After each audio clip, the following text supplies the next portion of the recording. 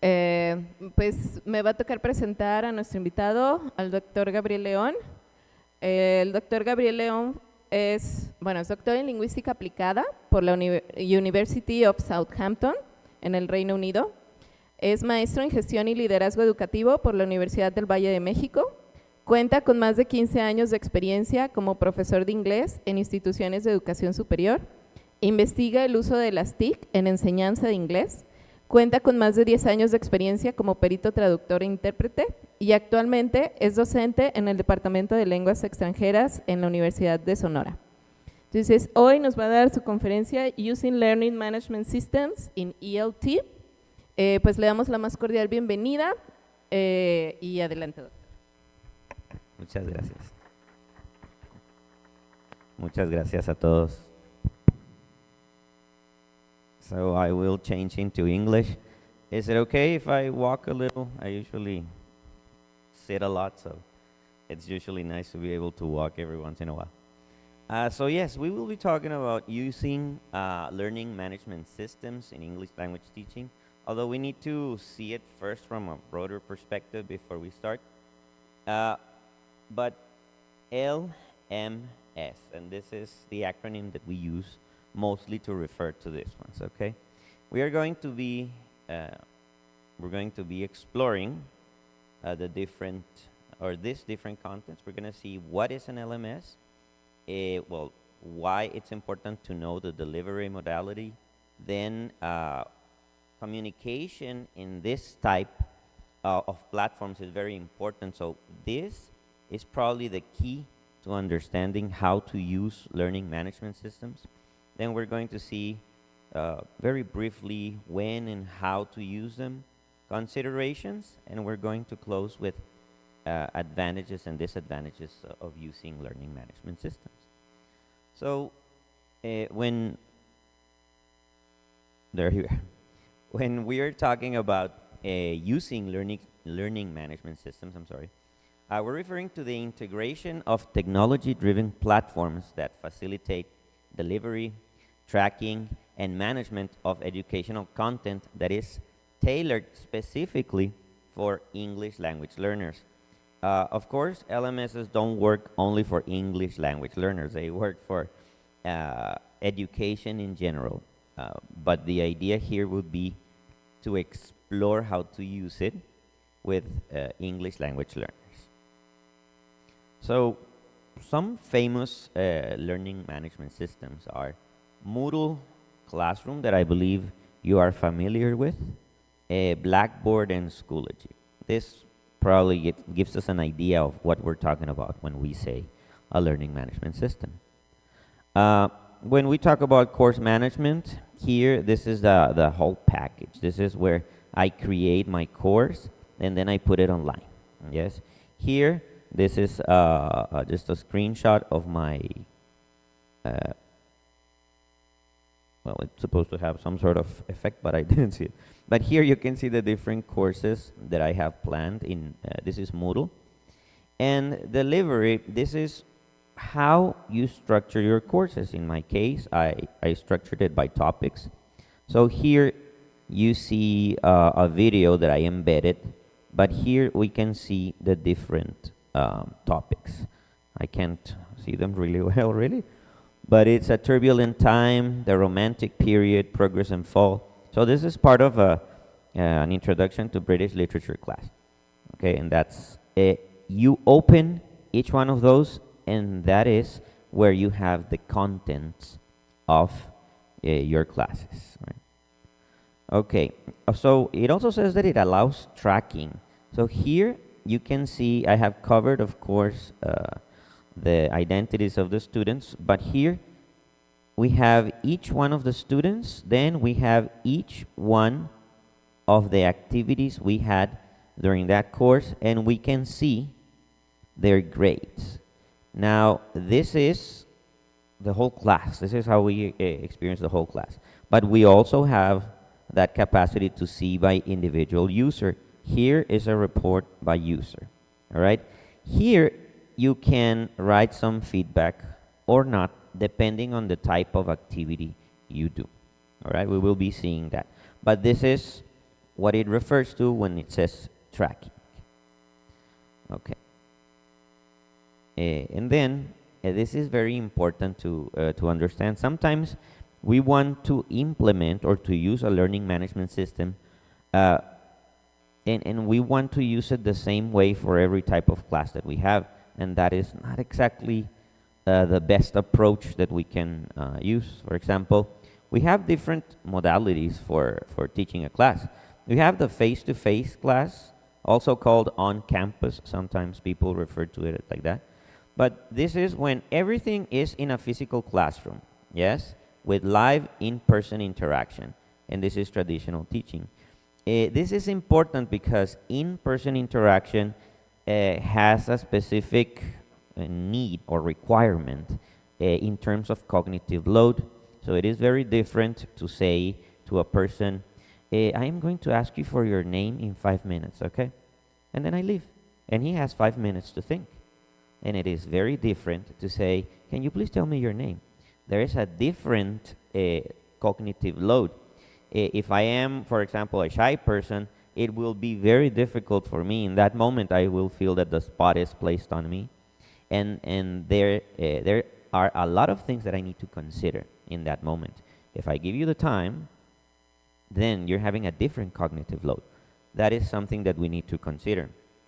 So that is why I put this part that says in-person interaction. Then we have online. We have distance education. In reality, that's the umbrella term, right? Distance education is anything that, any type of education that happens while we are not in the same place, okay? But today, in reality, it's gone to online, anything that happens over the internet. In the past, you used to receive videos, I don't know, VHSs, CDs, and through that you would study, you would get prepared, and then you would go and be evaluated or receive an assessment. We don't, or that doesn't occur that much anymore. It might happen in some places, but it's not so common. Now, we have online classes where all or almost all instruction and interaction occur via the internet. Here, this is where the learning management systems come into place, right? Interacting online has a very, well, it's a little bit different than interacting in person. And it's usually through a learning management systems and or video tools, right? We can use Zoom, Teams, Google Meet, but these are video conferencing tools. Those are not learning management systems, okay? The learning management system will allow me to organize the material, to set it into topics or units, to distribute within each unit or topic different activities that have as an objective to cover or to work with that particular unit, okay? Sort of similar to what we were seeing here. So here, this is my unit, but when I deploy it or I open it, I will have multiple activities that will have as their objective to work with the objectives of that unit, okay? So here we go. Then we have face-to-face or traditional teaching, and we have online. And then we start, because we like to complicate things, we start complicating things. And then we have hybrid or blended learning, right? Here, this is a planned mix of in-person and online components where some class sessions or activities move online and replace seat time. Why did this happen? Because some people started noticing that you didn't need interaction for some activities, for example, for learning, maybe for practicing listening. Those are activities that are best done in an isolated environment, and it was thought that it would be better if you did it without distractions, okay? So then they said, when I explain the topic or when I introduce the topic, it's better that if we do it in a face-to-face session so that I can react immediately to misunderstandings, to questions, or that we construct the meaning altogether, which would be the idea of the courses. But here, they started deciding which events or educational events were better to be used on face-to-face settings and which ones are better to be used on an online setting. Okay, that is a hybrid or blended session.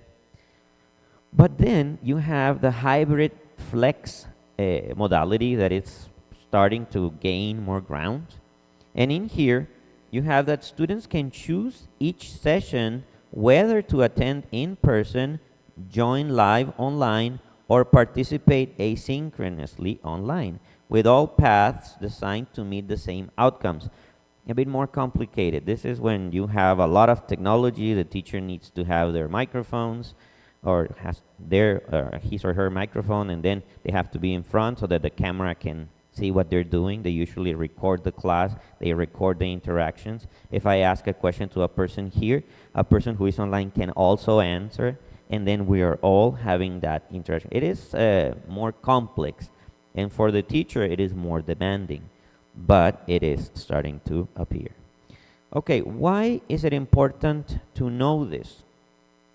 Because depending on what I do, this is how I will use a learning management system, all right? If I am going to have everything face-to-face, well, maybe I can put the grades and put the feedback online so that communication goes, you know, teacher, I was looking for you. I wanted to know what I got on my last exam, but I couldn't find you, and I was in Cancun, you know, just sunbathing. The thing is that now with this, the student, if he arrived from work at 1 a.m., he can just log in and see the feedback. And that is that's the nice part of this one. Okay. Then we continue. Yeah, thank you. So this is why I was telling you that it is very important that we understand the type of communication that we are going to have with our students, right? And they are divided into two. Well, something happened and went black. There you go. Into two. Synchronous communication and asynchronous communication. And this is understanding this type of communication and what lies behind them. This is the important part for using LMSs, right? So synchronous would be a normal interaction where the response is immediate, right? If we say, for example, if I say, Maestra, ¿cuál es su nombre? Edisa. She had to answer immediately. And that can pose a significant load onto how we need to react. And I said it in Spanish, but if I said it in a language that we're learning, if we're learning German or French or English, in this case to someone who doesn't speak English, it becomes a little bit more difficult, all right?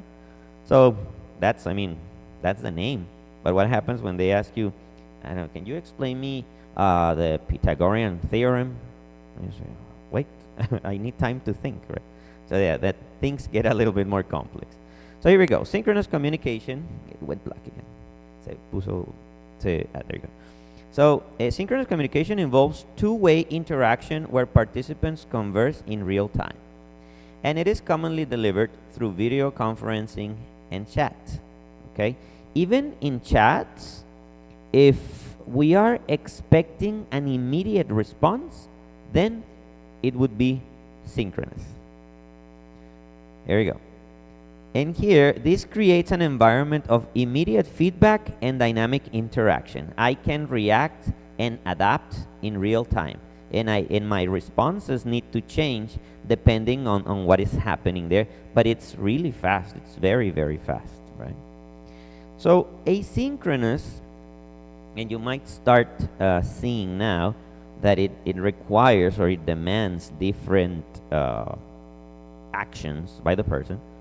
So it involves methods where learners don't need to be present simultaneously, allowing for flexible participation on individual schedules.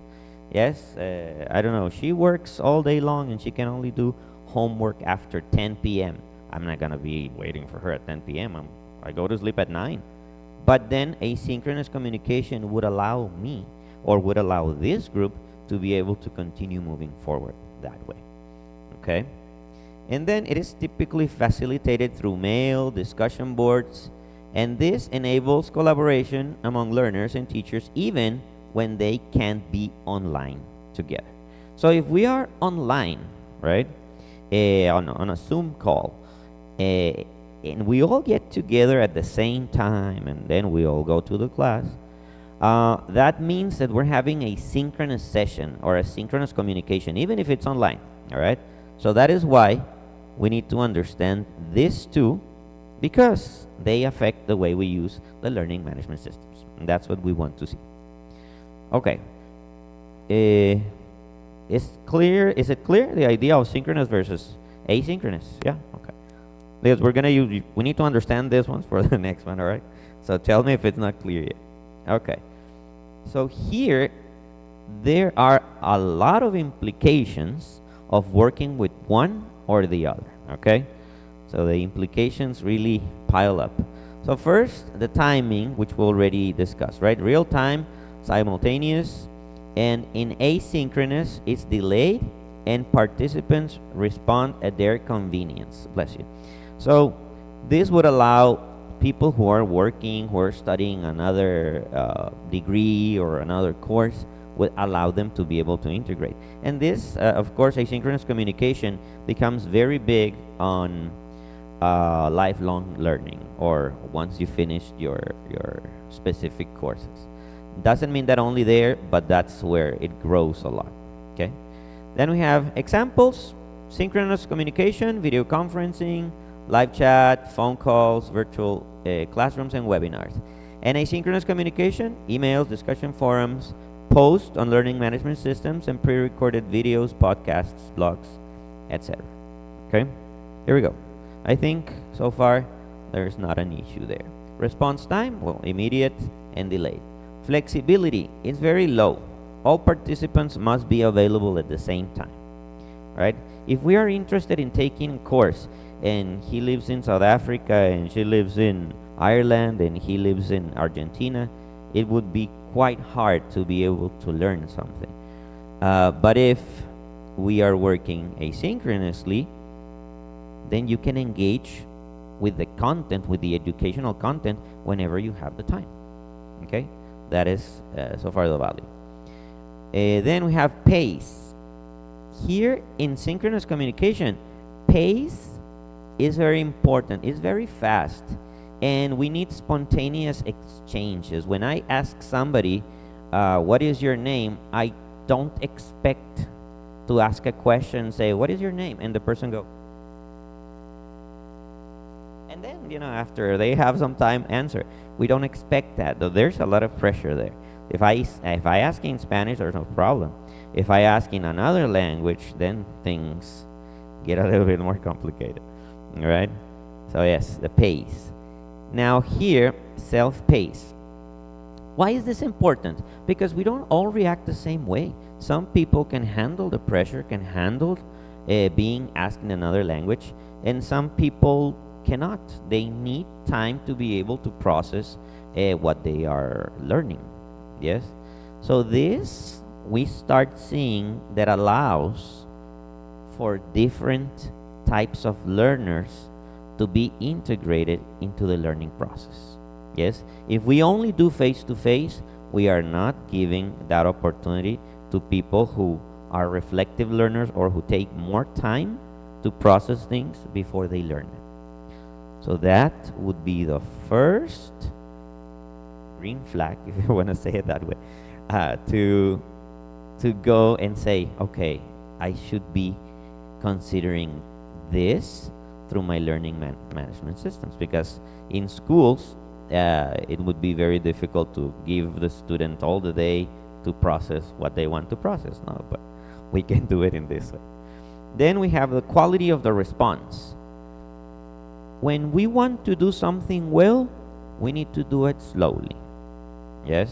Why? Because every decision that you make or that you take needs to consider multiple perspectives and see the consequences of each one of those different perspectives. Okay?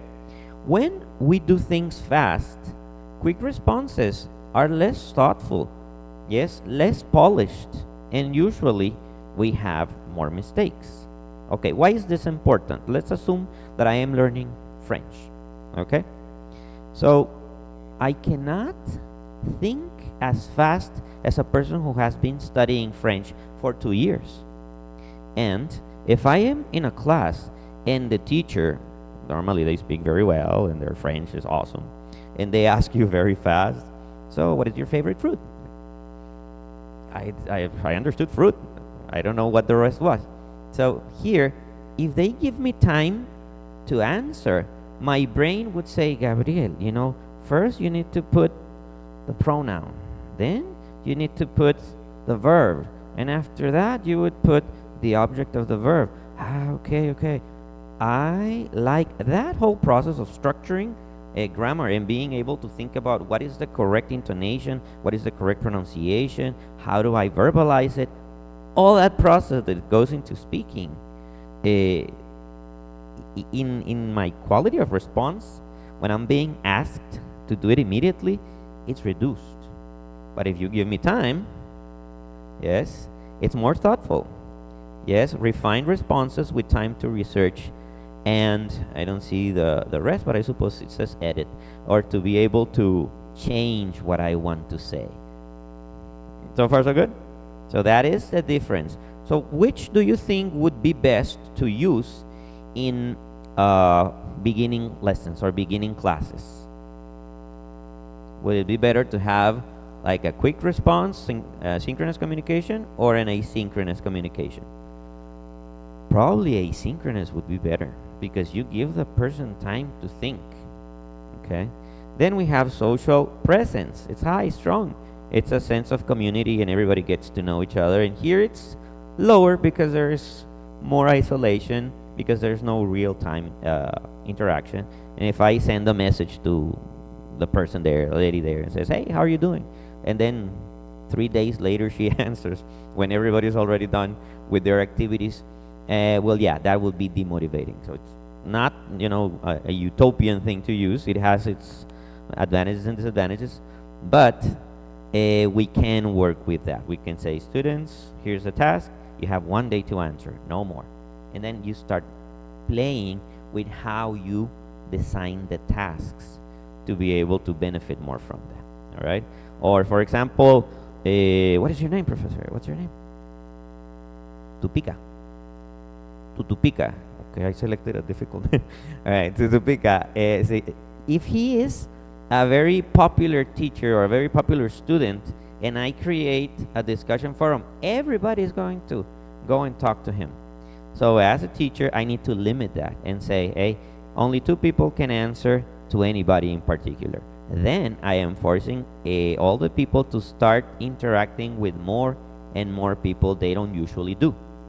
That is also an important part to consider in social presence, right? Although you create a strong sense of community and connection in social presence, in synchronous communication, it's created in pockets. It's just you 3, you 4, you 6, and you 2. Yes, and in an asynchronous communication, you can do it more at a group level, okay, by doing or playing with those strategies. Then we have nonverbal cues. So nonverbal cues are important. We need to learn how to detect them because they are part of communication. And in asynchronous communication, they are limited or absent. Does it mean that they don't exist? No. You know, we have already tools where you can have video-based discussions and you are able to see that. But the majority of the communication in asynchronous communication happens in asynchronous communication happens in text. We have to create strategies to create them in video or in audio. So now, if we think about, again, no agarró maestro, pero podría poner la primera diapositiva hacia atrás. Vamos hacia atrás.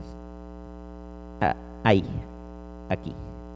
So here, when I create my units or my topics, I should be deploying that. And when I deploy that, that is where I should start playing, balancing synchronous and asynchronous communication. I should have discussion forums. I should have maybe a synchronous class, maybe an assignment, maybe a blog, different activities that provide that balance between synchronous and asynchronous communication. Teacher Kesae, help me with the time because sometimes I forget. All right. So far. So that would be when I am talking about deploying your units and being able to put different things there. You can include conversations or forums where you have to create videos, and there you would be working with the non-verbal cues.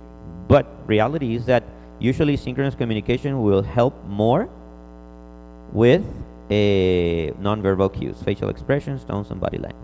And these ones, well, in asynchronous communication, it is limited. Yes? All right. Then we have engagement style. It's dynamic in synchronous communication. It's dynamic, interactive, and collaborative at the moment. But then, after that, usually that engagement is over. And some people can engage for longer periods of time, and other people can engage for very short periods of time. So when we do this or this in asynchronous communication, it's reflective, independent, and considered. So we are tailoring our LMSs to different types of learning styles. So yes, I do work with the people who are very social and dynamic, and they like to talk to everyone. How are you doing? Let's go to a party. Whatever type of activity they do, right? Or they work. And then, but you also now have activities for those people who are reflective, who don't really want to talk to anybody. They just want to read and they want to focus on their thoughts. But if we use both, now we are reaching both types of students, not only the social one. Then documentation. For those who are researchers, this is an important aspect, right? If we want to explore any type of particular technique or strategy and see how it works, if we do it in asynchronous communication, it's more complicated because often it is not recorded and information is lost. Yes, and if you decide to record it, the cost for storage usually goes up, right? If you say, I'm going to record all my sessions in Teams, Microsoft Teams, well, it gets to a point where you saturate and then you cannot continue saving it. And then asynchronous communication, it is automatically archived or stored, and it's easily reviewed later. If I want to know if my students are being able to use, for example, the S or the conjugation of the third person in simple present, the S, and I give them a forum where I ask them, hey, please explain the life of a superhero in Tepic and explain what they do on Monday, Tuesday, Wednesday, Thursday. But you have to talk only about one superhero. I'm forcing them to use that simple present S grammar. And through their responses, I would be able to see and pinpoint specifically who is using the S and who is not. Yes? If I do it here, if I do it with a synchronous communication, I would probably lose that opportunity to exactly detect who got it and who didn't. Right? If I do this, I have my capacity to tell them, we need to fix it, we need to fix it, we need to fix it, we need to fix it. Teacher, you okay? No, you're good, you got it. So it's easier. If I don't do that, then I have to rely on my summative assessment, and I have to wait until I give them the test, and then you have a test, it's administered, I got the results, here are your results. Yeah, but you never gave me the chance to fix it. That's a little bit of an issue there. All right, then we have participation equity. Again, which is similar to the comment that I was making before. In here, it favors quick thinkers or dominant personalities. And here, this is more equitable. Everybody has an equal opportunity to contribute. What happens when we're working in groups? We have 4 people in a group. And then the teacher asks us a question. And then what do? To contest it. We do that as groups. Why? Because he or she has the most dominant personality, and I have a personality that I don't want to be dominant, so you go ahead, or you know more, you answer, and we start doing that. Here it doesn't allow you to do that. You all have to participate. Yes. What happens when we create, collaborative learning is a huge thing right now. And the problem that is, or that we're seeing, is that you create a group and then you fragment the 100 pages and everybody becomes an expert in 25 pages. But they don't get the whole thing, right? They don't understand the whole thing. They understand a little part. In here, you have that ability to be able to see you all have to do it on everything, not U25 and U25 and U25. Yeah, that's sort of the concept in participation equity. Then we have technology requirements. Of course, this is a big difference. Here you require a stable, strong internet, compatible devices, and simultaneous access, right? And here, in the other one, well, it's less demanding. You can access with intermittent connectivity. If you see that your internet is having problems, take a screenshot, you do the activity, wait until the internet is ready and post it. And then you're done. And this one, you wouldn't be able to do that. If you don't have good internet, you wouldn't be able to have a session, right, for so to say. Now, self-discipline. Here, well, it's a big difference here. In synchronous communication, you don't need to be a self-disciplined person. The teacher will tell you, you have to be there at 3 p.m. No ifs, ands, or any other situation. So, it's lower. Scheduled meetings provide structure. When you work with asynchronous communication, you need to be self-disciplined. And you need to be motivated, and you need to be able to work with your own time and prepare and organize your time, right? So it is very important that if we're gonna start using this, probably we need to start working or teaching our students how they can organize their times. But it is worth the investment, definitely. Okay, and then so in ELT, this sounds nice, okay, and I'm, of course, the concept is how we use it in ELT, but what does it work best for? Well, although not necessarily or strictly like this, it is usually understood as synchronous communication being better for speaking practice, for pronunciation, for live discussions. Obviously, you can have live discussions here. Role plays, oral presentations, and immediate error correction. With immediate error correction, we can prevent fossilization. Of course, we will be, hindering fluency, but that's another discussion. And what can we use asynchronous communication for? This is better for writing practice, for grammar exercises, for reading comprehension, for vocabulary building, reflective writing, and for peer reviews. And you know that peer reviews have a huge benefit. You can the benefits of being able to read others helps you a lot in defining what you consider to be right or wrong. Right? So best for ELT, this or this. And the part that I was telling you right now, cognitive load. In case if you don't remember what cognitive load is, it's like using a computer. Yes, if I use my computer to open Microsoft Word, the computer will use, I don't know, 10% or 20% of its memory capacity. But if I open AutoCAD or Minecraft or any video game that has a lot of graphs, the use of the memory is going to go all the way up. Okay, we have the same situation. If you ask me to do multiple things at the same time, and then you need me to do them like this, I will probably freeze, and I'll go, and I will start blinking and maybe sweating or something. So it's the same thing, right? In synchronous communication, cognitive load is very high. You must process and respond immediately. Even if you speak English and Spanish, if I tell you right now, ready, I need you to tell me la idiosincrasia del mexicano ha sido modificada por los diferentes aspectos culturales que ha enfrentado durante los últimos 10 años. Tell me that. Wait, I mean, I speak English, but wait, there you said some words that I might not know. Maybe the structure, I don't know how to present it well. I don't know where to put my points of inflection. Okay, it's the same thing. This is what I'm talking about. You have to respond immediately. I did that long sentence because you speak English. But a person who doesn't speak English, you're saying 2-3 words, that's what you're doing to them. Yes? So cognitive load is high.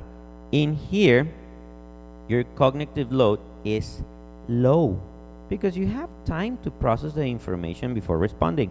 I do understand that the pervasiveness of artificial intelligence will make this a problem, because some people, instead of learning, they will see the activity as an activity to complete. So what do I have to do? I just need to complete the activity. Do it in ChatGPT and send it there. So yes, that creates a problem. However, the people who actually say, you know what, I mean, I can check it with ChatGPT, but I'll do it first myself, those are the people who are going to learn, and they're going to learn fast, way faster than the other ones. Then that part we cannot control. That is part of your personal decision, okay? So that's cognitive load. And this topic, if you're interested, is huge. You can explore it. There's a lot of research, a lot of books on this topic, but here, particularly for us, this is just what we need to know, okay? All right, and we continue. And this is the last part of the key differences, but this is in reality the important part of the talk. Interruptions to workflow. This in synchronous communication is high. It breaks concentration and deep work. So for example, if you have to work on a complex topic and you're working with somebody else, they interrupt you. They don't let you think. They don't let you process, right? And with asynchronous communication, they do. It's low, yes? So if you say, I'm going to turn off my cell phone, put my, lower all the volume of my computer, of my notifications, and I will start working. And when I finish, I'll check my phone again. I was able to focus there a lot. In asynchronous communication, you cannot. You will be interrupted either way. Somebody is going to say, ¿me pasas la dos? Or whatever, whatever they have there. Or ¿qué le pusiste en la tres? Exactly, that's the problem there. Then clarification. This is important when we're talking about avoiding fossilization. Here you can immediately ask questions and get instant answers. And in asynchronous communication is delayed. You must wait for clarification. Although in this case, artificial intelligence is really helping. Yes, because if you have a question, you ask ChatGPT and it will give you the answer. But it depends on the topic. Remember, ChatGPT makes a lot of mistakes, so be careful with it. Anxiety level, synchronous communication is very high because the pressure to respond immediately will be there. And in asynchronous communication is lower because you have time to prepare your response, and this reduces pressure. Does it really matter? Yes, because the experience of learning a language will be different. Yes, if I am always learning a language or English, pressured, anxious, I will have a negative experience, and with time I'm not gonna wanna learn anymore. Yes, so let's push a little, but then let it go a little. Let's keep a balance. That's probably the best way to do it. Group coordination, group work, easy in real-time collaboration and decision making. You two, you three, please get together. You three. But then in asynchronous communication is harder because it requires more planning and coordination. You have to think, what are the abilities of the people? Who are the two people that never get together along? So I probably shouldn't put them together. All those things, right? Instructor presence, high and immediate. You need to be there and exactly at the time that you said. In an asynchronous communication, it's present but delayed. Research on this topic says that students appreciate the presence of the teacher, but if the teacher takes too long to answer, their motivation drops down. And it's important. Being demotivated in learning a language, well, you probably won't learn. Then we have scalability. It's limited. It's difficult to manage large groups in real time. Very difficult. And in asynchronous communication, this is high. I can have 700 students working on the same topics and have them discuss, and there I can ask other people to help me, like can you help me to check the different posts that they're making and make comments like this. So this helps a lot. And then we have the cost. Synchronous communication like Zoom, Teams, etc. Yes, these ones are higher. And asynchronous communication is often lower. Basic LMSs and email systems are enough or are sufficient. Okay. So far, so good? Okay, it's a lot of information. 10 minutes? Okay, I'll try to finish faster. That was the really lengthy part that we needed to explore. So, okay, that was very nice, but there's a lot of tables and a lot of documents and a lot of information. So, when? When do I use it? Okay, synchronous. We use it when our objectives or our aims are immediate feedback and interaction. When we want to build a community and when we want to implement social connection.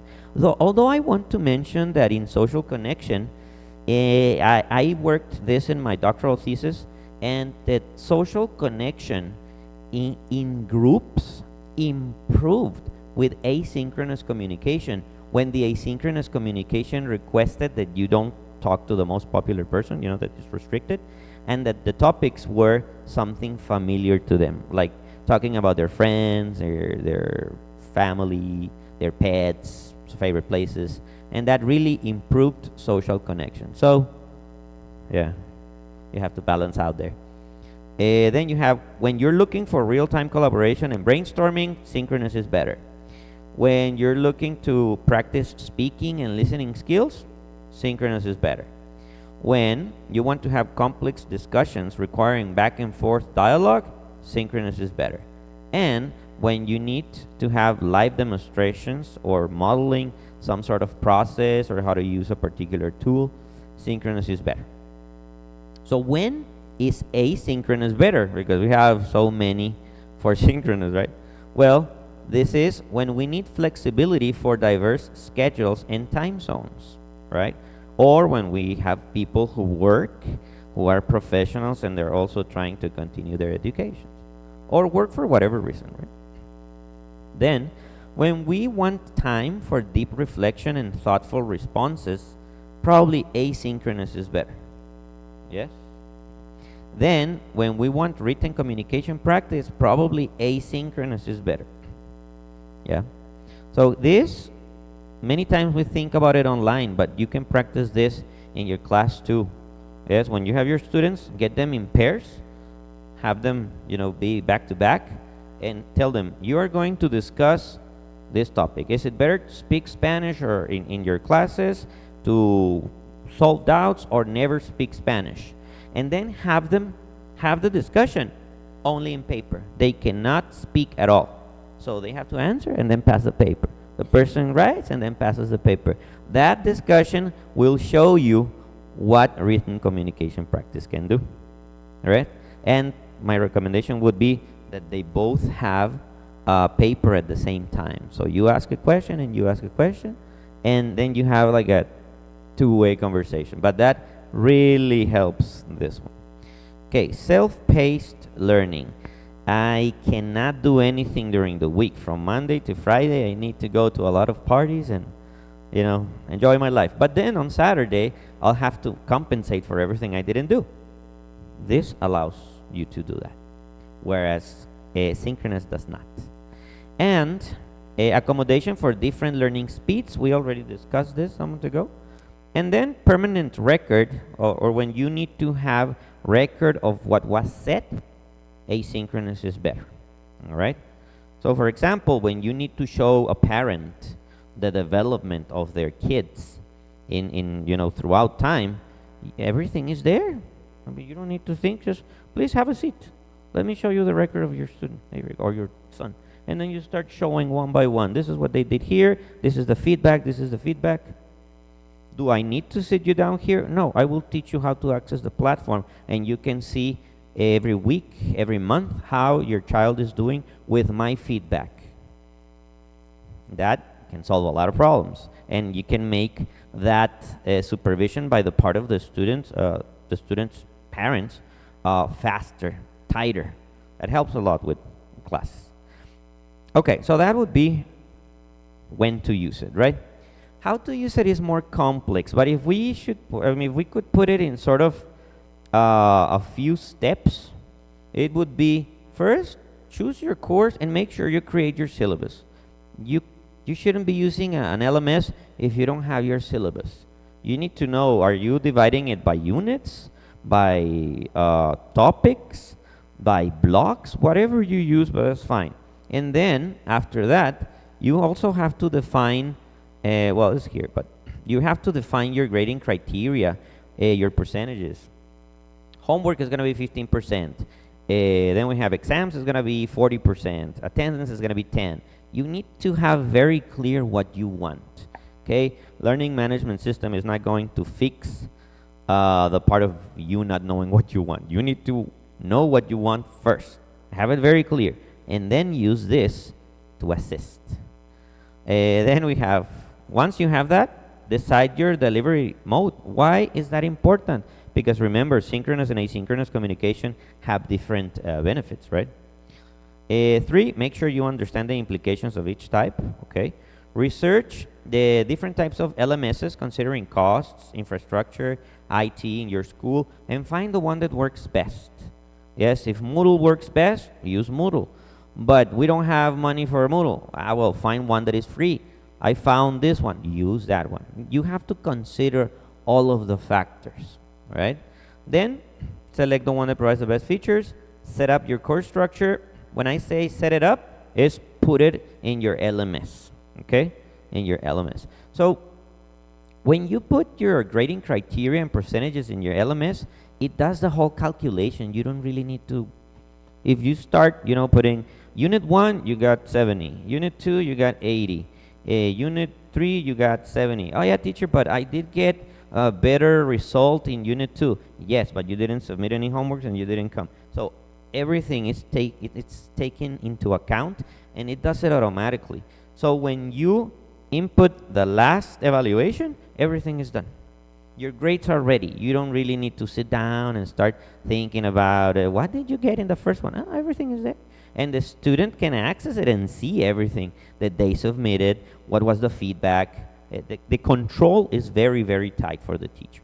It's really good in this sense. Then you begin by planning. Remember, begin by planning first. What skills do you want to focus on, or functions, or themes? What do you want, right? And once you have your idea clear, generate the material. Here, the material, I mean, it's obvious, but it should match the objectives of the unit. If your unit is simple present, by no means should you be working with past tense. Your objective is simple present. And all of the activities that you put there, if they're listenings, if they are forums, if they are writing, everything is for simple present. Okay? And then you're ready. Start using it. All right. So just to finish, the next one. This Martin, and I don't really know how to pronounce his last name, but I think it's Dujamas, the founder of Moodle, said, "Good moderation and intelligent deployment of discussion opportunities are more important to the success of a course than static content." So discussion forums are at the heart of any learning management systems. We should be using them. That's well, the comment by. Consideration, integrate everybody. Remember to consider the student as the center of education. Always check that you are using well, that students are understanding, they know how to use it. If they don't know, address the technical challenges. Teacher, I couldn't use it. Why not? Because I don't have internet. Ah, well, okay, gotcha. Here is the library. Please go there. Find solutions for technical challenges. Content quality. Make sure that your content is good. Ask a friend or ask a colleague to check if your content is good. Are your activities engaging? Multimodal means that your activities have visuals, that they have reading, that they have videos, or do you only put text for everything?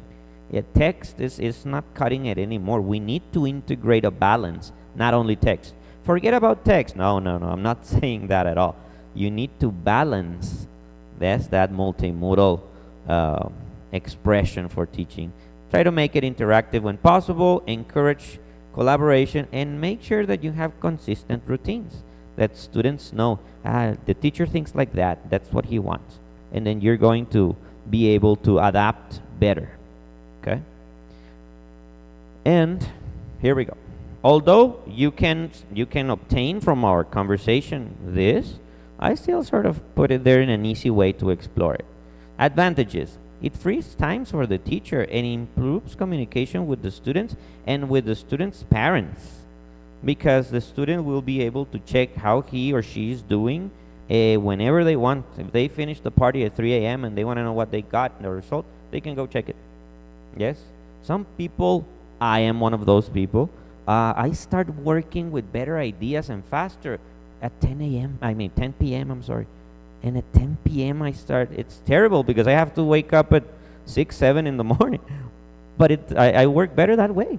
So, yeah, it frees time for the teachers. Here, it enhances learner experience because you can work with modules and you can cater different learning styles. So it's not only the person who can read, it's also the person who can do, it's also the person who can listen, and the person who can reflect. You have different.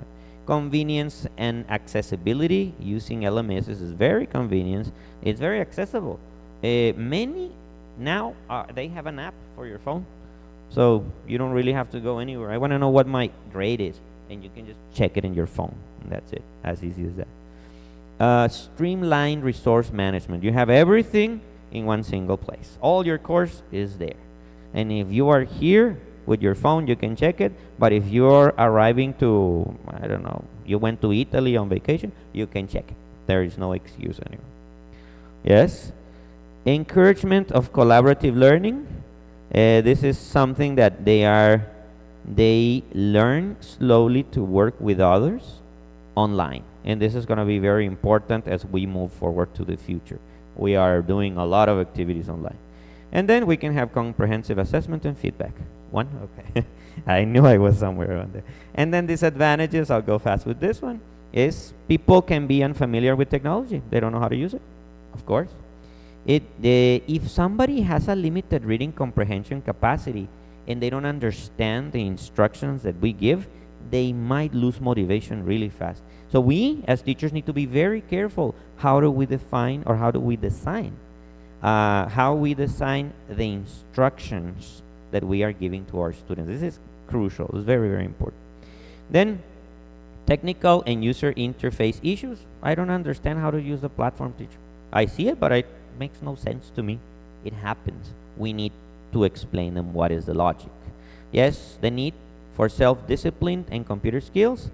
Limited customization and reporting challenges for teachers. Sometimes we don't have enough tools to customize it. And of course, unreliable internet connectivity. And with this, I would be concluding, guys. I don't know if you have any questions. You are more than welcome.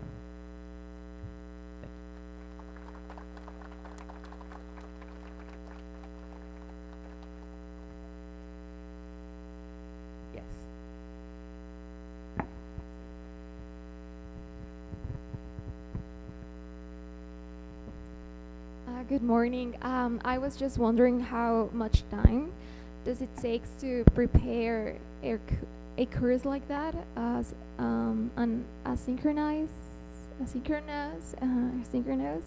type?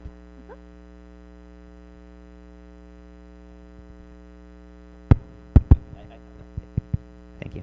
It depends a lot on what you want to do. For example, you can put a lot of activities that require a lot of design, a lot of thinking on what the student is going to do, and that could take a lot. Or if you don't want to put as many activities, but you would reduce the interactivity, you would do it faster. So it does take a lot of time. However, when you repeat that course the next semester, it takes almost no time, because you just copy it and paste it and adapt what you want. So the first time, yes, it's a headache. But the second time, it's a breeze. Thank you. Thank you. Danny, I think I heard. All right, thank you. Hi. You talked about different approaches or methods for language management system. You talked about face-to-face, the online one, and the HyFlex. I think it's for hybrid. Do you know like places where this method is used? Of course, the University of Southampton to begin with. Universities mostly, but the University of Southampton would be one where they are implementing. Se puede regresar a, ya les digo dónde porque no puedo. Es casi al inicio. Ahí. Dos hacia adelante, una más. Aquí. So if I'm understanding correctly, you want to see this one, right? That's what you're asking? Yes. HyFlex. Yes, it's mostly universities. I know Southampton is starting to implement this, or they wanted to implement this. I don't know if they did it in the end. But specific names, I don't remember a name right now. But I know it's mostly universities. And what they are doing, when we were in the pandemic, this is when this started. Well, after the pandemic, when you had people who were still afraid of coming back, and they told the teachers, and we did this in the University of Sonora, maybe like for a semester, where we had a camera up here, and then I had to give the class like to you guys, but also to the people who were there. So the University of Sonora actually applied that, but only for a semester, yes? In this case, the students didn't choose. They had to stay because they were sick or they didn't want to get somebody else sick, but that's the same logic. Yeah. All right. Thank you. Thank you. No se amontonen. All right, I think I have a question here.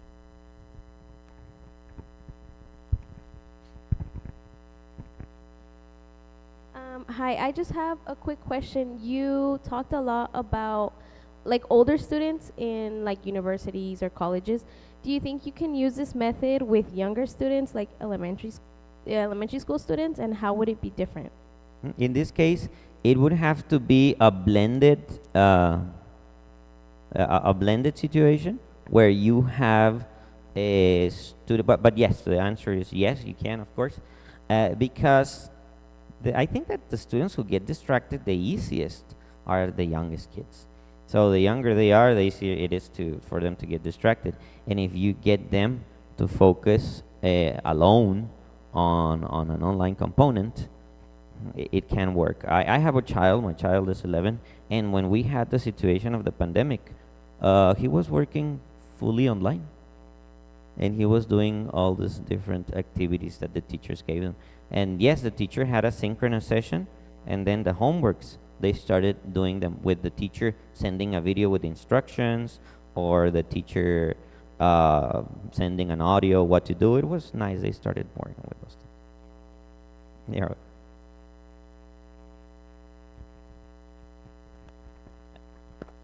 All right. Thank you. Thank you, Gabriel. So I'm going to read your doc en inglés. Okay, le vamos a entregar su constancia al doctor Gabriel, dice Universidad Autónoma de Nayarit, Unidad Académica de Educación y Humanidades, licenciatura en Lingüística Aplicada, en el marco de la celebración de los 15 años del programa y cuarto encuentro de egresados y empleadores, otorga la presente constancia a Gabriel Francisco León Fontes por haber impartido la conferencia Using LMS in ELT and Introduction. Y también le tenemos un regalo, bueno, primero la foto.